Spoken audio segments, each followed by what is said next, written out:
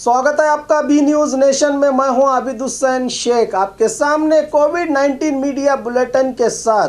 आज राज्य में 8,818 नए मामले, कुल पीड़ितों की अब राज्य में तादाद पहुंची है 2,19,926। 6,629 लोग हुए हैं आज डिस्चार्ज। 1,34,811 को पहुंची है अब राज्य में सेहतयाब होने वालों की तादाद। एक्टिव केसेस हैं 81,276। आज एक ही दिन 114 लोगों के मरने से 3,831 को पहुंची है मरने वालों की अब राज्य में तादाद। आइए देखते हैं जिलों में क्या है आज कोविड-19 के आंकड़े। आज बेंगलुरु सिटी में 3,495, बल्लारी में 759, मैसूरू में 635, बेलगाम में 358, दावणगेरे में 327, दक्षिण कन्नड़ में 271, उडुपी में 241, धारवाड़ में 239, बीजापुर में 232, गुलबर्गा में 189, कोप्पल में 178, बागलकोट में 168, तुमकुरु में 166,